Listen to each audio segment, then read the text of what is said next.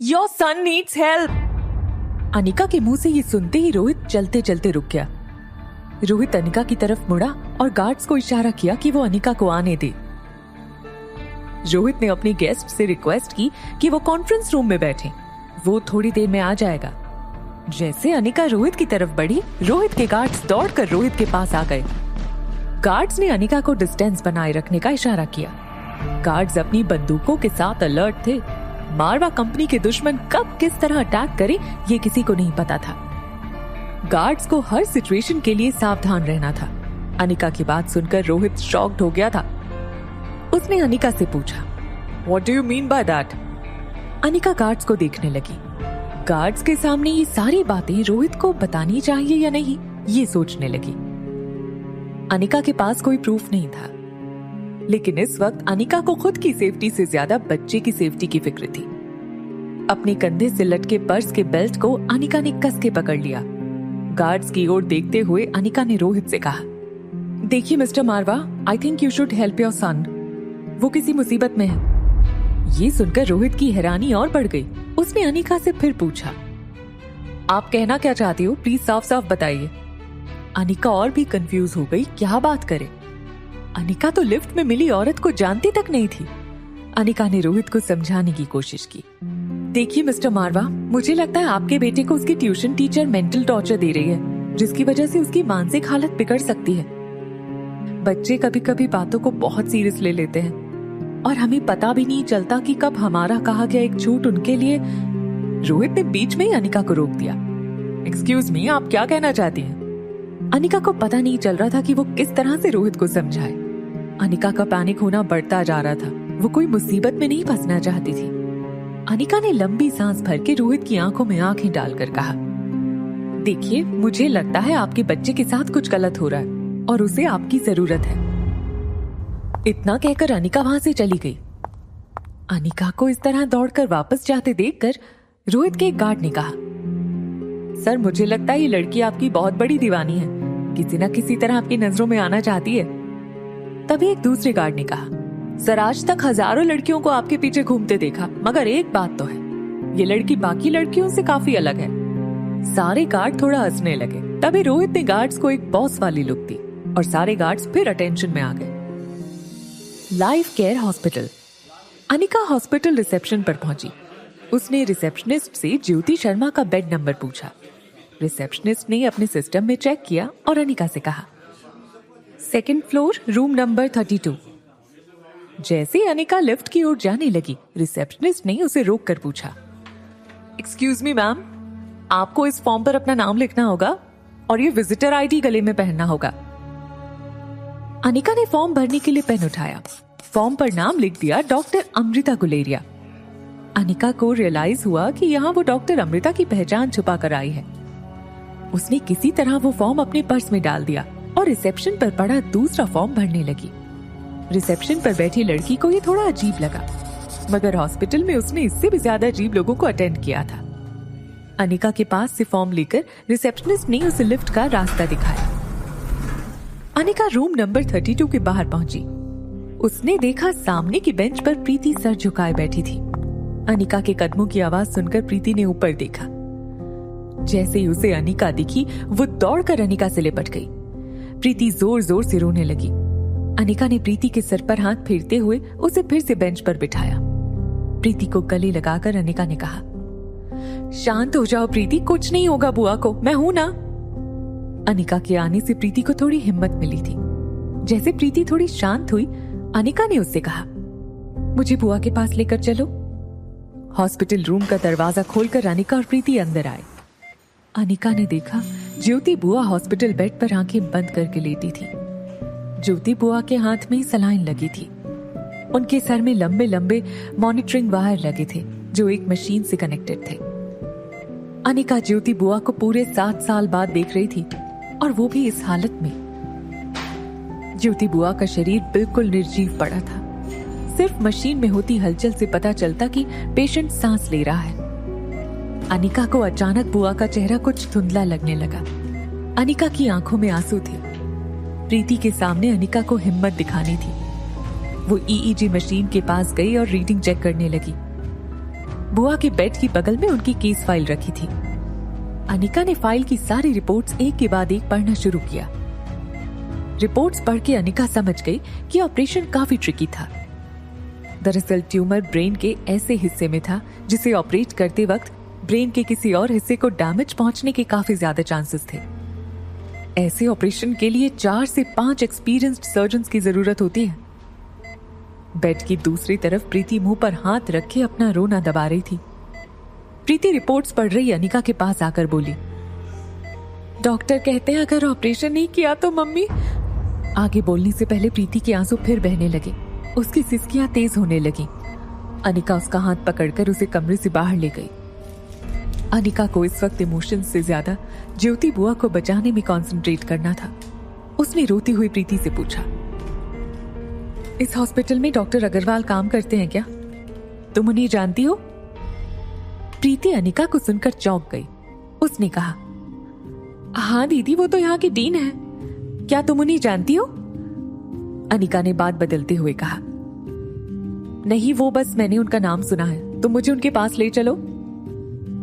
प्रीति अनिका को लेकर डॉक्टर अग्रवाल के ऑफिस की ओर चलने लगी। अनिका को रिपोर्ट्स देखकर इतना तो पता चल चुका था कि अगर और कोई सर्जन बुआ को ऑपरेट करेगा तो उनके बचने के चांसेस 20 to 30% होंगे, और अगर वो खुद ऑपरेट करेगी तो ज्योति बुआ के बचने के चांसेस 60 to 80% होंगे। जब अनिका और प्रीति ऑफिस पहुंचे तो डॉक्टर अग्रवाल अपनी कैबिन से बाहर निकल रहे थे। प्रीति और अनिका को देखकर डॉक्टर अग्रवाल ने प्रीति से कहा, hello young lady, and who is this beautiful girl with you? Preeti ने डॉक्टर और अनिका को इंट्रोड्यूस करवाया। दीदी, ये डॉक्टर अग्रवाल हैं, एंड डॉक्टर, ये अनिका दीदी हैं। ये मम्मी के बारे में आपसे बात करना चाहती हैं।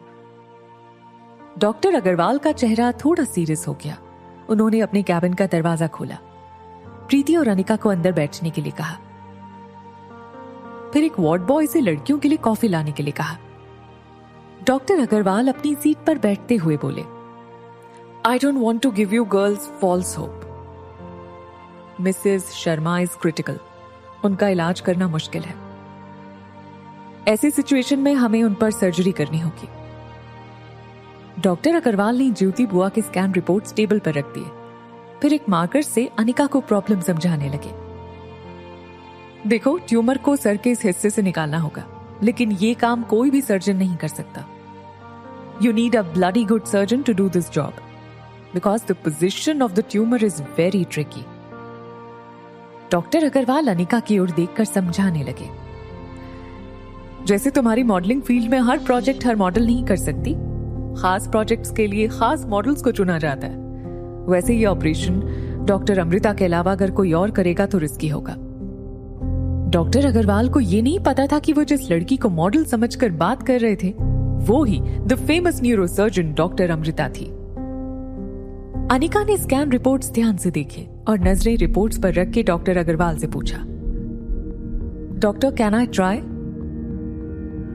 डॉक्टर अग्रवाल को कुछ समझ नहीं आया। उन्होंने कंफ्यूज चेहरे से अनिका को पूछा, I am sorry young lady, can you please come again? Anika scan reports पर अपनी उंगलियां घुमाने लगी। वो डॉक्टर अग्रवाल से कुछ कहने ही वाली थी, तभी कैबिन का दरवाजा खोलकर कामिनी और मनीषा गुलेरिया अंदर आए। मनीषा ने अनिका को देखते ही डांट दिया, अनिका, ये क्या तरीका है? बिना अपॉइंटमेंट के डॉक्टर अग्रवाल से नहीं मिल सकते, पता नहीं क्या? कब मैनर सीखोगी? डॉक्टर अग्रवाल को मनीषा की बात बिल्कुल अच्छी नहीं लगी। उन्होंने मुस्कुराते हुए अनिका की तरफ देखा और कहा, कोई बात नहीं, beautiful young girls need no appointment to talk to me. Anika की तारीफ अब कामिनी के बर्दाश्त के बाहर थी। डॉक्टर अग्रवाल के लिए अपने गुस्से को कामिनी ने किसी तरह दबाया। डॉक्टर अग्रवाल चलकर कामिनी के पास आए। कामिनी की पीठ थपथपाकर अनिका से कहा, देखो अनिका, कामिनी हमारी सेकेंड ईयर की स्टूडेंट है। She is a bright student. उसने मिसेस ज्योति शर्मा की रिपोर्ट इंडिया की बेस्ट न्यूरोसर्जन डॉक्टर अमृता को मेल की है और रिक्वेस्ट की है कि वो खुद आकर तुम्हारी ज्योति बुआ का ऑपरेशन करे। ये बात सुनकर अनिका अपना फोन चेक करने लगी। कामिनी ने ना ही उसे कोई मेल किया था, ना तो कोई रिक्वेस्ट की थी। मनीषा गुलेरिया कामिनी के सर पर हाथ रखकर डॉक्टर अग्रवाल से कहने लगी, डॉक्टर साहब, कामिनी बहुत ही इमोशनल है, अपनी बुआ से बहुत ज्यादा अटैच्ड है। डॉक्टर अग्रवाल अपनी चेयर पर वापस बैठे और कामिनी से पूछा, कामिनी, डॉक्टर अमृता ने कोई जवाब दिया? कामिनी की शक्ल से साफ पता चल रहा था कि अब उसके मुंह से जो निकलेगा वो झूठ होगा। कामिनी ने अपनी जेब से मोबाइल निकाला, चेहरे पर झूठ एक्सप्रेशंस देकर कुछ चेक करने लगी। फिर झूठ मूठ निराश होकर डॉक्टर अग्रवाल से बोली, no sir, no answer, I think वो बिजी होंगी। और फिर उनकी फीस? मनीषा ने कामिनी को बीच में ही रोककर कहा, कितनी बार कहा है कामिनी, ज्योति बुआ के इलाज के लिए वो जो फीस मांगे मैं और तुम्हारे पापा चुका देंगे, आखिर एक ही तो बहन है उनकी। मनीषा का ये जेस्चर देखकर डॉक्टर अग्रवाल काफी इंप्रेस हुए। उन्होंने मनीषा से कहा, मिसेस शर्मा इज लकी जिन्हें आप जैसा परिवार मिला। मनीषा ने एक बड़ी सी स्माइल दी और डॉक्टर अग्रवाल से कहा, हमसे जो बन पड़ेगा हम करेंगे, बाकी ऊपर वाले की मर्जी। चलो बेटा। कामिनी, प्रीति, अनिका, डॉक्टर अग्रवाल को और भी पेशेंट्स देखने हैं। डॉक्टर अग्रवाल ने अपनी जेब से पेन निकाला, एक प्रिस्क्रिप्शन लेटर पर अपना नंबर लिखते हुए बोले, Anika, this is my personal number, तुम्हें कुछ भी पूछना हो तो मुझे कॉल या मैसेज कर देना। I am here to help you out. Anika ने वो कागज पर्स में रख लिया। जब अनिका कैबिन से बाहर जाने लगी तभी डॉक्टर अग्रवाल ने अनिका से पूछ लिया, वैसे आप फिल्मों में काम करती हैं या टेलीविजन पर? इससे पहले कि अनिका डॉक्टर के सवाल का जवाब देती, कामिनी ने डॉक्टर अग्रवाल से कहा, सर ये कोई मॉडल या एक्ट्रेस नहीं है, ये तो एक स्कूल ड्रॉप आउट है। 6 साल पहले मनाली छोड़कर भाग गई थी। शादी के दूसरे दिन ही पता चला ये तो पहले से ही प्रेग्नेंट थी। अब 6 साल बाद वापस लौटी है। अब जैसी भी है मेरी तो बहन है। डॉक्टर अग्रवाल अनिका को गौर से देखने लगे। उन्हें यकीन ही नहीं हो रहा था, मासूम आंखों वाली लड़की की सच्चाई ये थी।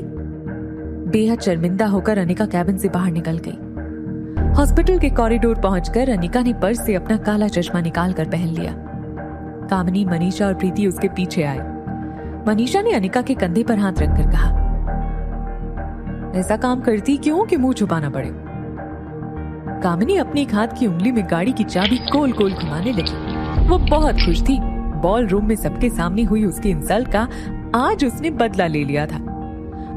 उंगली में चाबी घुमाते हुए वो प्रीति के पास गई और कहा, देखो प्रीति, तुम तो जानती हो कि मैं कितनी कोशिश कर रही हूँ ज्योति बुआ की जान बचाने की। डॉक्टर अमृता से कांटेक्ट करने की कोशिश कर रही हूँ।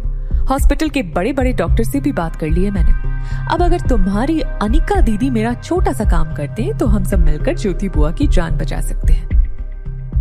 अनिका का ध्यान कामिनी की बातों पर नहीं था। वो सिर्फ ये सोच रही थी कि किसी तरह उसे ज्योति बुआ का ऑपरेशन करना होगा। प्रीति को कामिनी की बातों में एक उम्मीद दिखाई दी। प्रीति ने कामिनी से पूछा, बोलो कामिनी, क्या करना है हमें? दीदी मम्मी के लिए जरूर करेंगी, है ना दीदी? बोलो क्या करना होगा? मनीषा धीरे से अनिका के ठीक सामने आकर खड़ी हो गई। अनिका के सनग्लासेस उतारकर बोली, तुम्हारी मां मरने से पहले वो जो 2 टके की फैक्ट्री तुम्हारे नाम कर गई थी, वो फार्मा फैक्ट्री तुम अपनी बहन के नाम कर दो, बस। प्रीति बड़ी उम्मीद से अनिका की ओर देखने लगी। उसे यकीन था कि ज्योति बुआ की जान बचाने के लिए अनिका फैक्ट्री कामिनी के नाम कर देगी। अनिका चलकर हॉस्पिटल की खिड़की के पास गई। वो खिड़की के बाहर देखकर कुछ सोचने लगी। उसे सोचता देखकर मनीषा कामिनी प्रीति को भड़काने लगी। देखा, आज तक कितने एहसान किए थे ज्योति बुआ ने इस पर। आज जब इसके पास मौका है एहसान चुकाने का तो किस सोच में डूबी है। प्रीति दौड़कर अनिका के पास आई। वो अपनी दोनों हाथों से अनिका का कंधा और बाजू हिलाने लगी। वो एक ही रट लगा रही थी, दीदी प्लीज ये दे दो ना कंपनी, प्लीज दे दो ना। प्रीति की बातें जैसे अनिका के कानों पर पड़ी नहीं रही थी। पीछे खड़ी मनीषा और कामिनी को पता था अब उन्होंने अनिका को चारों ओर से फंसा लिया था। प्रीति अनिका के आगे गिड़गिड़ाने लगी थी, दीदी दीदी प्लीज बचा लो मम्मी को। अनिका ने अपने कंधे पर रखा प्रीति का हाथ पकड़ा और धीरे से उसका हाथ अपने कंधे से सरका दिया।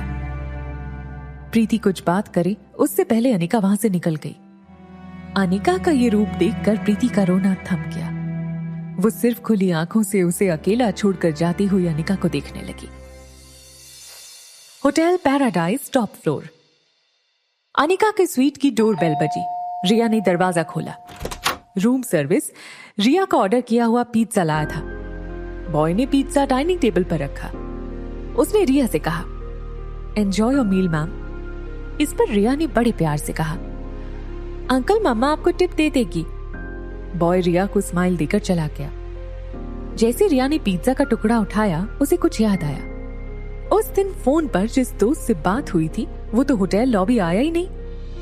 रिया ने प्लेट में पिज्जा के 2 टुकड़े लिए। उसे पता था मम्मा ने सामने जाने से मना किया था, मगर उस दोस्त की बातें सुनकर रिया को लगा कि वो बहुत अकेला था। रिया उससे दोस्ती करना चाहती थी। रिया ने अपने स्वीट का मेन डोर खोला। धीरे धीरे वो सामने वाले स्वीट के दरवाजे तक पहुंची। डोर बेल तक रिया का हाथ नहीं पहुंचता था। वो अपने पांव से दरवाजे को किक करने लगी। थोड़ी देर किक करने के बाद धीरे से दरवाजा खुला। दरवाजा आर्यन ने खोला था। दरवाजा खुलते ही रिया और आर्यन ने एक दूसरे को देखा। रिया के हाथ से प्लेट गिर गई। दोनों कुछ देर तक एक दूसरे को देखते रहे। उन्हें लगा किसी ने उनके सामने मिरर रख दिया हो।